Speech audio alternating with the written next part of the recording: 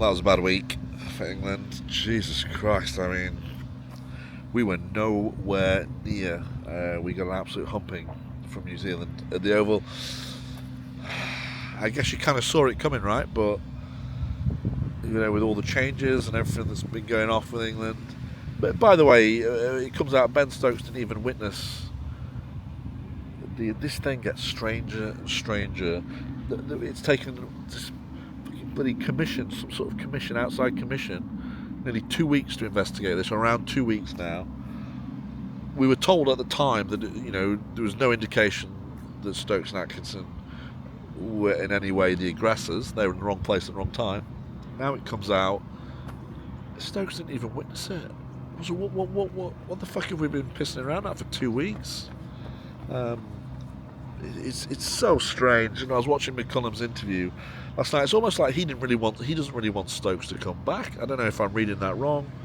He's been very cagey about it. I don't know if they, obviously, towards the end of the Ashes tour, Stokes actually started to try and play some proper Test match cricket. Maybe that really pissed McCullum off, and he was hoping this would be the opportunity to maybe get rid of Stokes altogether, and so he can take a bit more of a grip on this team. But I can tell you, from what I've seen at the Oval, I don't want McCullum taking any more grip on this team. I think, he's in the shit list for me, along with Kia. I'm at the point where I think, he's got to go as well. If you think there's been a reset or this bullshit review and anything's changed, nothing's changed. They didn't even make the effort to bat out for a draw. Not even the effort. There's no change in the way they played. Harry Brook was giving himself room, dancing down the wicket, playing white ball one-day cricket from ball one, and there's just no point of difference. He's not thought about things in any different manner, and it's just the same old shit that doesn't work, that hasn't worked against Australia or India 4 times. And we have a massive game at Trent Bridge now, because, if we lose at home to New Zealand, and New Zealand are a good side, they've got some canny players, but, there's going to be some serious questions asked at that point. But, obviously Joe Root played as Joe Root plays, but none of the rest, there's no, what are the coaching staff doing? What are these guys being they're just being told, from what I can see, to go and play their natural game. It doesn't work. It hasn't worked. So, but yet, it's the very definition of insanity. That pitch was a good pitch still. To not be able to even match 60 overs is pathetic. What did they manage? About 75 in their first innings, something like that. It's just not good enough. Harry Brook played these great shots, and he got another better than a run of ball 50. Yeah, great. And he averages 52, 53, great. But what's the fucking point? Like, what is he really doing for England when it really matters? We need him. He doesn't. He's so good. He already has all the shots. He doesn't need to keep just playing and playing and playing. And we saw Stokes over the winter said, other teams have figured us out, are figuring us out. And New Zealand came up with a plan. They're like, Matt Henry, I'll dial back on the pace. I'll ball wicket to wicket, keep her up. And, if it goes one way, I'll challenge the outside edge to go the other way. I'm looking at LB, and we got no answer, because we just want to come down the wicket, clear away from the wicket, hit, just nothing changes. Nothing changes. Jacob Bethel, I mean, his arrogance and his hubris to just take a shit on 150 years of Test cricket and just proudly declare that him sat around doing fuck all in India is it's the best place for him, and he knows what he's doing at the moment. He's not coming back to play anything for Warwickshire. And then you see how he bats, and the fact that he has been emboldened to such a point that he feels like he has the leverage to behave like this and to speak like that, and Rob Key lets him get away with it, and then brings him back, and this, we have to put up with what we have to put up with him batting at 3 is just a disgrace. What has he got? He averages about 8 in the first innings.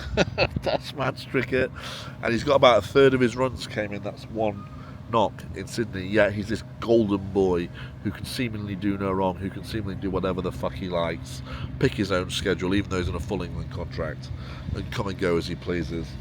And as I said in my last video, Rob Key's completely lost control of all of this. Rob Key should be gone. I'm really thinking that way about McCullum now as well. You know, if you watch the ECB, the Instagram stuff, they put out all these little sort of little puff pieces and things, little snippets from the changing room, and it's all, you know, it's so fake. They get just a little bit of, you know, McCullum praising Baker or praising Root or whatever it is.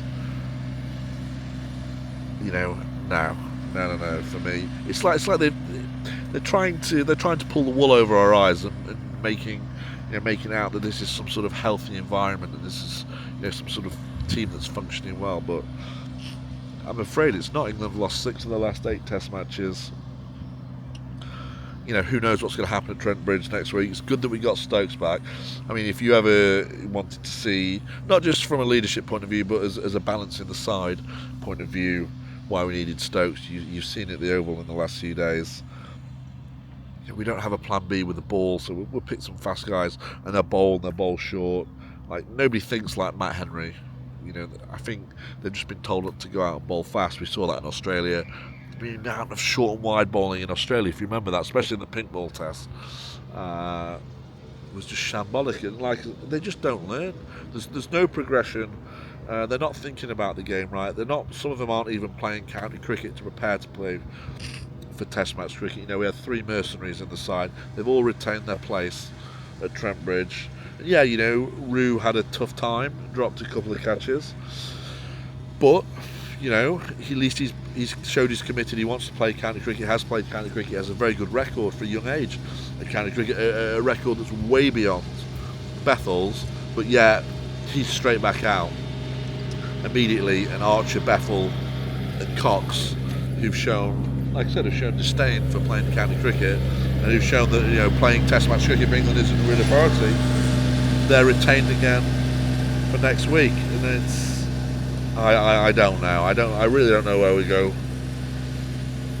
from here. It wouldn't surprise me if we win, if Stokes comes back, and he got 90 odd for Durham, and he does something, and we kind of have a bit of a comeback. I feel that we'll be papering over the cracks a little bit. Like I said, for me, you know, it's just amazing that Rob Key is still in a job at this point, and I'm starting to feel the same about McCullum. We've got maybe 9 or 10 Test matches until the next Ashes, and I tell you what, I'm seeing no change. I'm seeing nothing, absolutely nothing that gives me any heart and encouragement that we're going to beat Australia this time next year.